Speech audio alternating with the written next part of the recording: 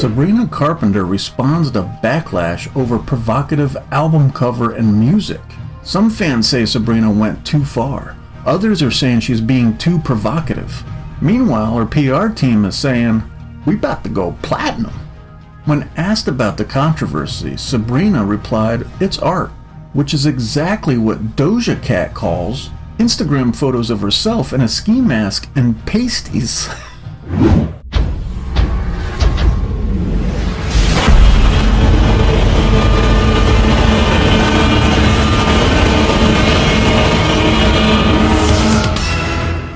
What the fuck is up, Internet? Welcome to the channel, and thank you for checking out this episode of In the News. In this series, I read news articles on popular stories that I've heard people talking about, while talking shit the whole time. The only thing I know about this story is, look, I have an idea of Sabrina Carpenter is. I've seen pictures of her. I've seen pictures of this album cover that people are bitching about. I don't know any of her music. I don't know why people are bitching about it, what they're saying, or any of that shit. But let's see if we can learn anything new. As she gears up for the release of her highly anticipated album Man's Best Friend on August 29th, 2025, Sabrina Carpenter has found herself at the center of controversy, facing criticism for her image and musical direction. This is just shit that always happens, man.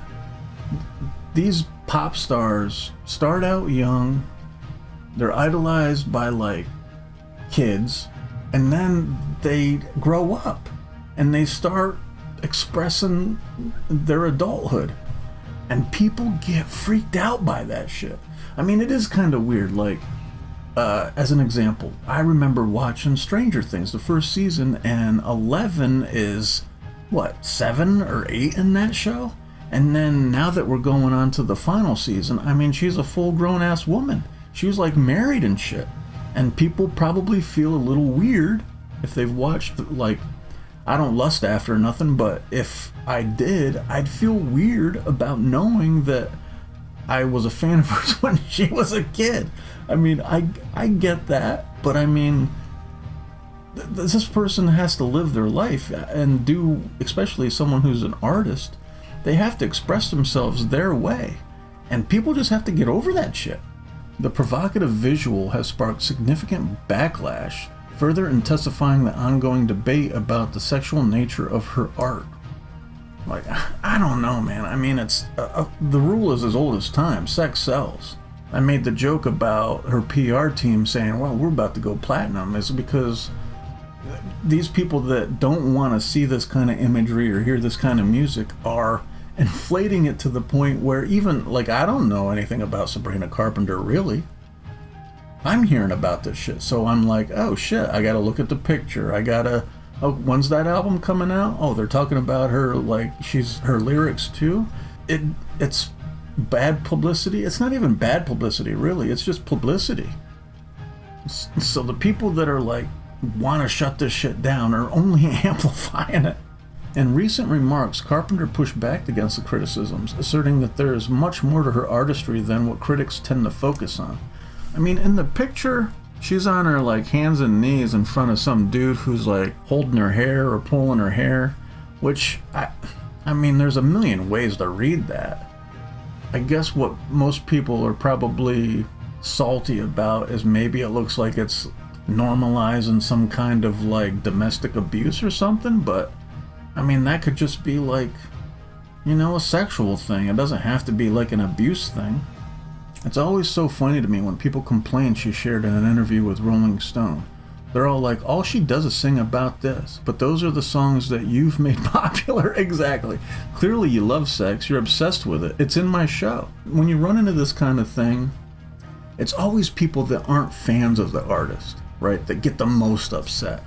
They're the ones that they don't understand, like, you know, people that grew up listening to her music have an idea of what she's trying to present, but people on the outside have no clue. So when they see that album cover, they're just like, this cannot stand. Like they're the fucking, you know what I mean, they're the judge and jury of what other people can enjoy or not.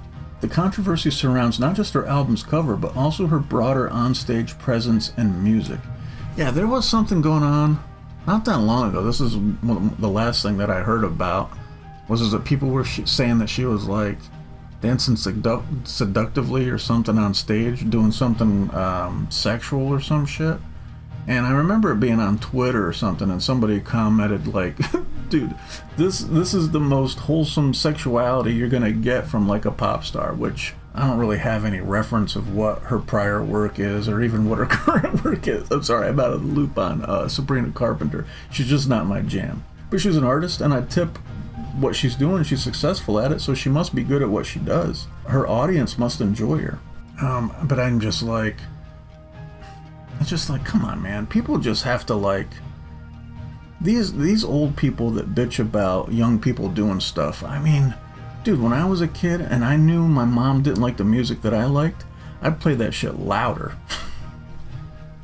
And that's what these people do. They just like, the more you tell these young people they can't do something, I mean, it's just rebellious nature, man. They're just gonna do it even crazier. And I don't blame them. That's what I did. That's what we all did. Over the years, Carpenter's performances have pushed the boundaries of societal norms and generated vast discourse, often splitting opinions among fans and critics alike.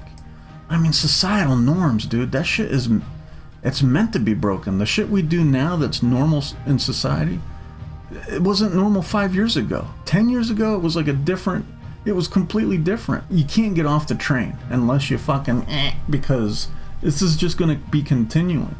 Young people drive societal norms, right? Like, there's definitely pushback by older generations, but those motherfuckers eventually die off.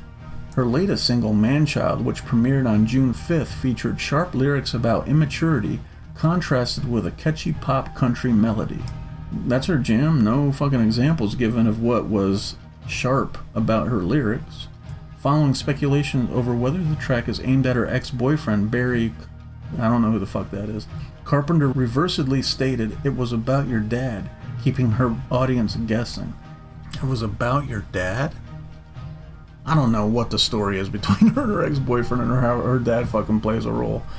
But whoever is writing this article, they don't know if the audience is guessing or not. They're just like, they're guessing. So they're just putting that perspective on her audience.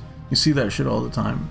Fans of so-and-so are concerned about this, that, and the other, and it's like, most fans probably don't give a fuck.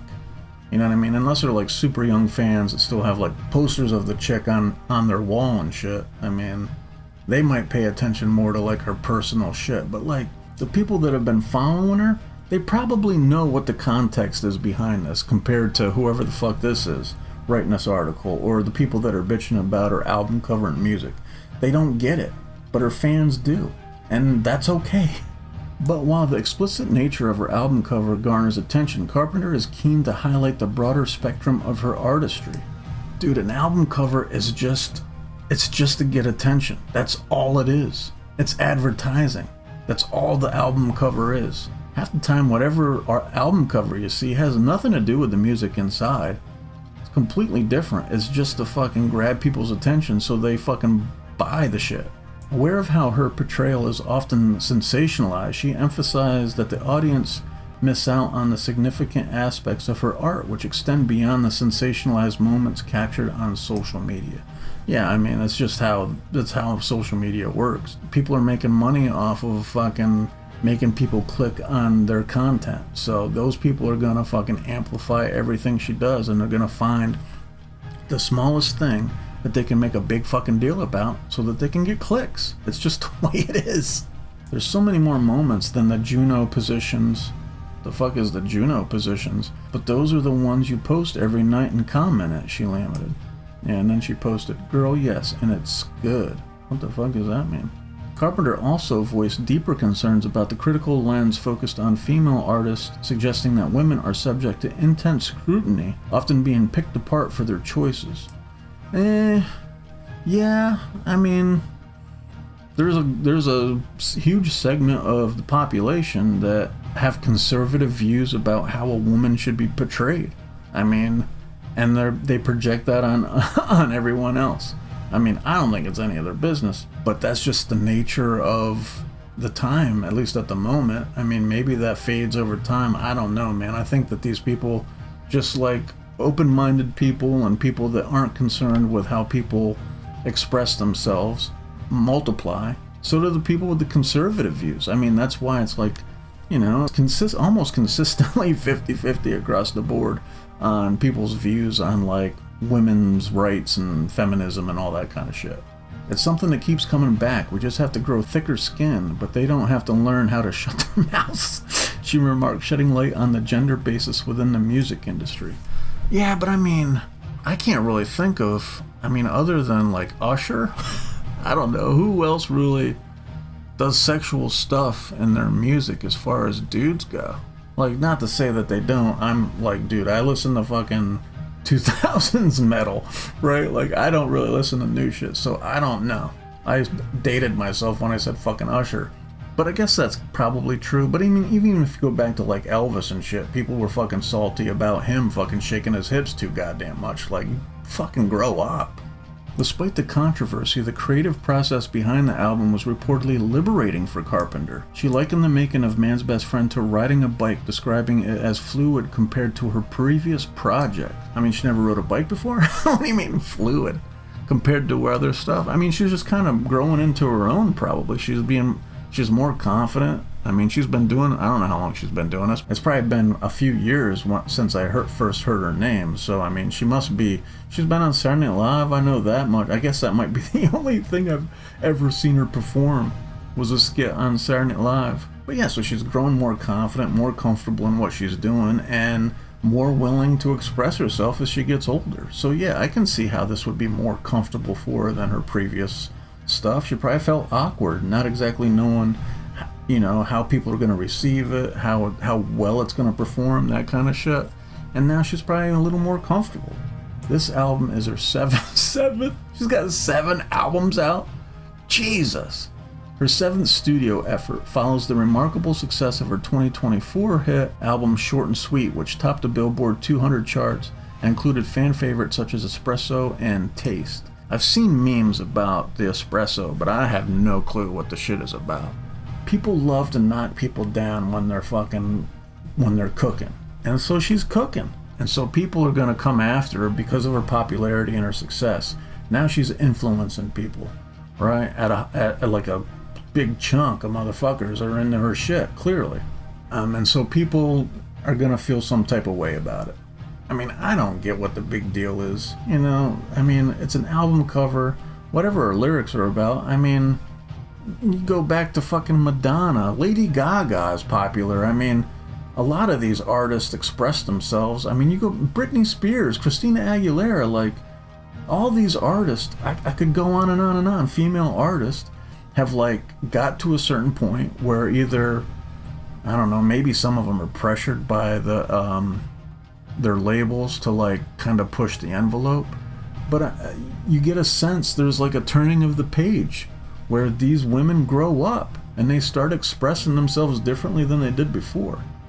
I just don't get why people are so salty about it and why they make such a public issue of it, because all they're doing is driving interest to the thing that they want no interest on. It's so stupid.